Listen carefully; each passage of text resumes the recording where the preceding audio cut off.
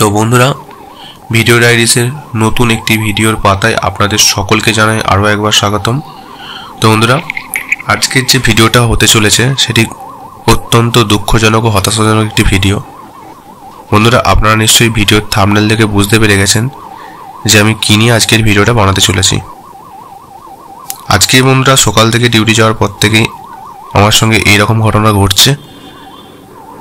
এক তো ট্রেনের প্রবলেম, তারপরে ডিউটির শেষের দিকে একটা অ্যাক্সিডেন্সিয়াল খবর আছে। তো সেই খবরটাই আমি আপনাদের সামনে তুলে ধরবো। তো বন্ধুরা, ভিডিওটা দেখতে থাকুন শেষ পর্যন্ত।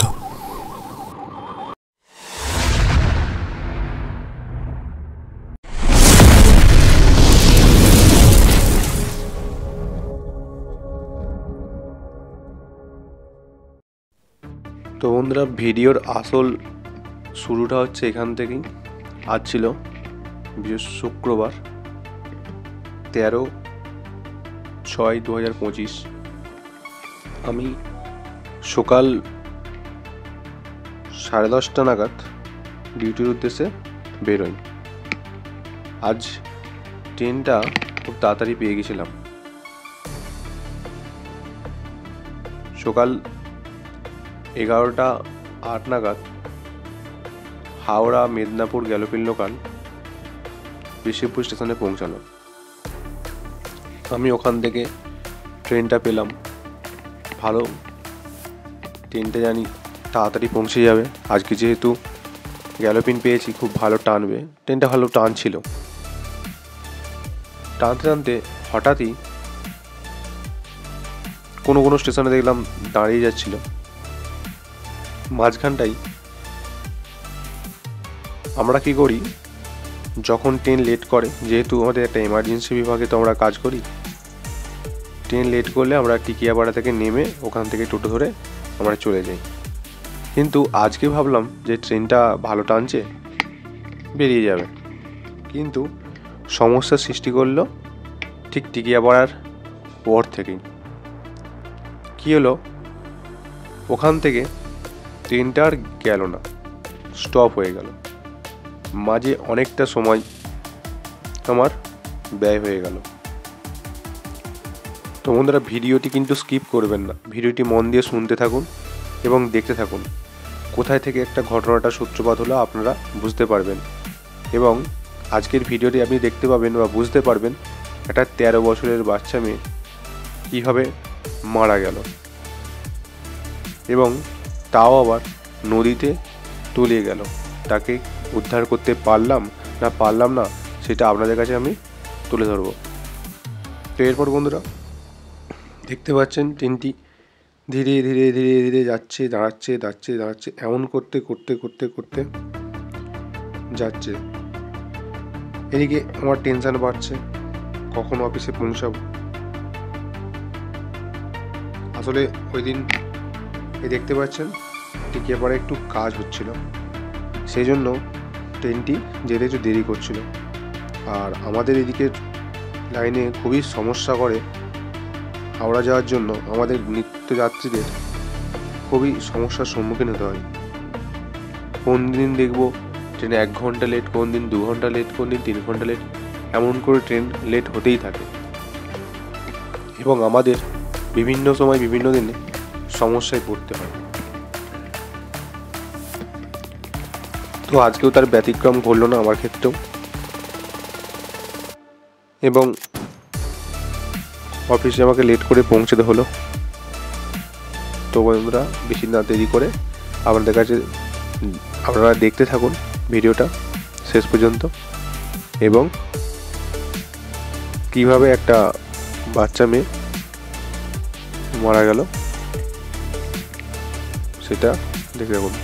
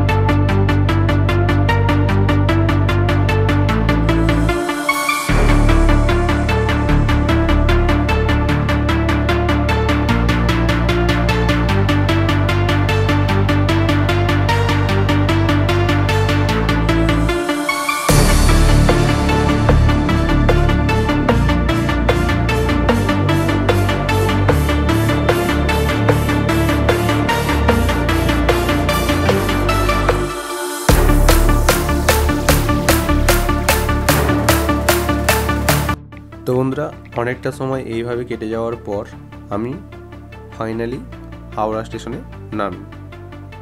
নামার পরে আবার একটা সমস্যার সম্মুখীন হলাম। সামনেই দেখলাম একটা মেল দাঁড়িয়ে আছে। এই মেল দাঁড়িয়ে থাকার ফলে আমরা যে হাওড়া ওই গেট থেকে পাস হই ওখান থেকে আর যেতে পারছি না। আবার সেই সমস্যা, একই দাঁড়িয়ে যেতে হলো।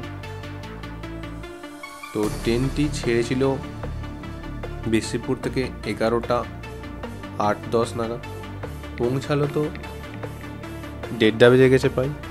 তার উপরে এই চোরা রোদে হেঁটে হেঁটে যেতে হচ্ছে। আর এখানে দেখতে পাচ্ছেন একটা মেল দাঁড়িয়ে আছে, এবং দেখুন এই মেলটাকে আমাকে তো টপকে যেতে হবে যে কোনোভাবে। মেল কখন ছাড়বে তা জানা নেই, এবং আমাকে অফিসে তাড়াতাড়ি পৌঁছতে হবে। একটা এমার্জেন্সি কেস যেহেতু আজকে ঘটতে চলেছে, আমার সেটা জানা ছিল না। তবুও আমাকে তাড়াতাড়ি যেতে হবে, অফিসের দিকে আমি রওনা দিতে হবে।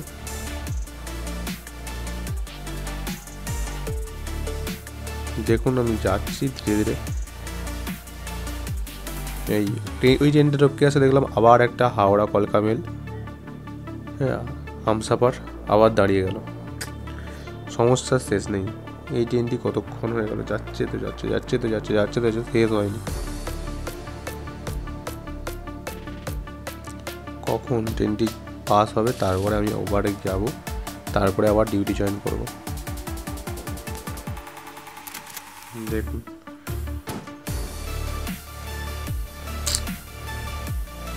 এই হচ্ছে আমাদের সাউথ ইস্টার্ন রেলের অবস্থা। কখনো লোকাল, কখনো মেল, এরা পুরো নিত্য যাত্রীদের পুরো ব্যান্ড বাজিয়ে রেখে দিয়েছে। দেখুন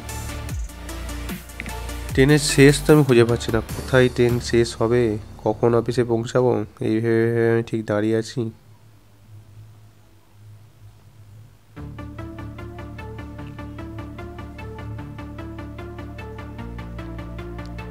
দেখুন এই ধারাটি কেমন ট্রেন থেকে ঝুলে নেমে পড়ছে। দেখুন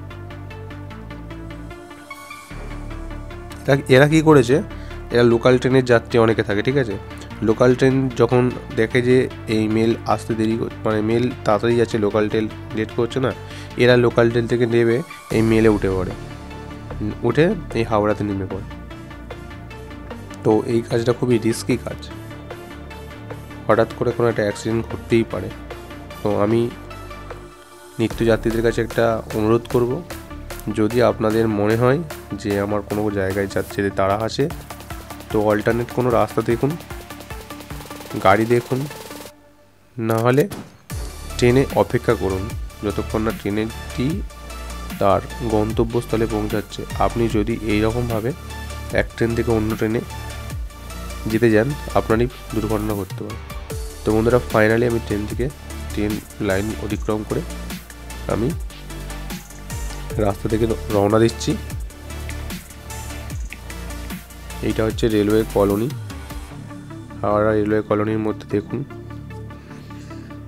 এখান থেকে আমরা যেতে হয়।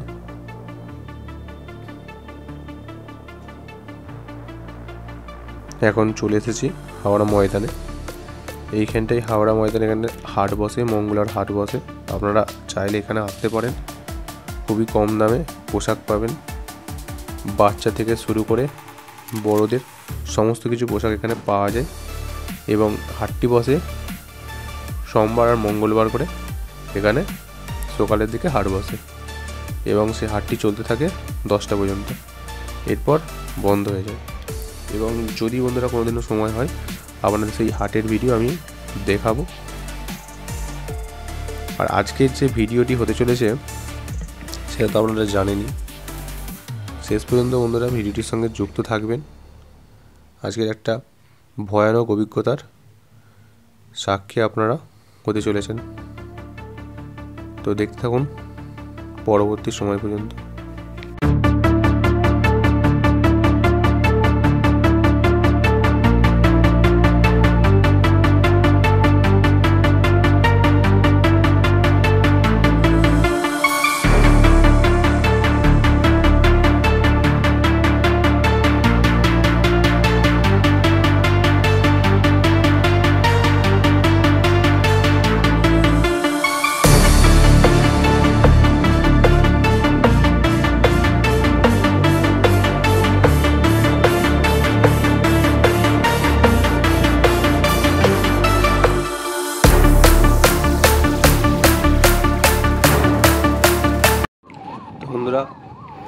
শুরু এখান থেকেই।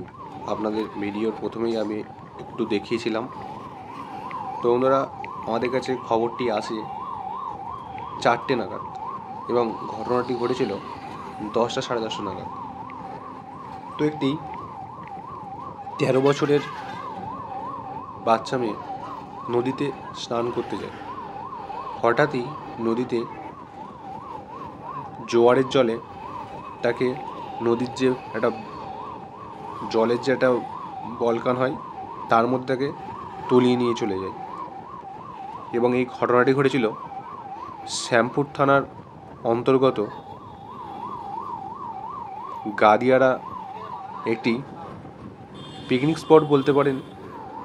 পিকনিক স্পটে নদীর চরে বাচ্চা মেয়েটি আসলে বাড়ি অন্য জায়গায় এসেছিল এখানে কোনো এক আত্মীয়র বাড়ি, এবং সেই আত্মীয়দের সঙ্গেই নদীতে স্নান করতে গিয়ে হঠাৎই ঘটে এই দুর্ঘটনা। এবং ঘটনাস্থলে আমাদের টিম পৌঁছানোর চেষ্টা করে, আমরা চালিয়েছিলাম।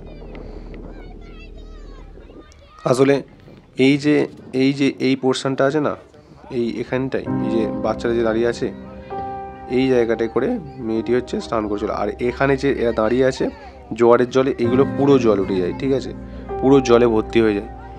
আর এই রকম একটা রিস্কি জায়গাতে বাড়ির গার্জেনরা ছেড়ে তো 1 নম্বর কথা ভুল করেছে, যে অত বড় নদীতে একটা বাচ্চা মেয়েকে কীভাবে তারা স্নান করতে পাঠায়।